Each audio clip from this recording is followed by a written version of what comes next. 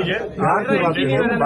Hostel जाएंगे साथ में। नहीं यथा स्थिति पता चलेगा मंडे को 4 बजे आइए, हम सारे अधिकारियों बहुत सारे जांच कमेटी बनती है सर, सब चीजें हैं, लेकिन आज आपकी सच्चाई पता चल जाएगी सर अगर आप हमारे साथ हॉस्टल नहीं। आपकी सच्चाई आपने बोले ना इतना दौरा किया, इतना सब चीज किया, सब मैं मानूंगा। आज एक दौरा और, अगर आज हमारे सर एकदम रिक्वेस्ट सर, इसका मतलब ये है सर कि उस हॉस्टल में पानी चेंज किया गया, बाकी हॉस्टल में पानी चेंज नहीं ये सच्चाई है, ये सच्चाई है सर। क्या मतलब? आप चलो ना सर। नहीं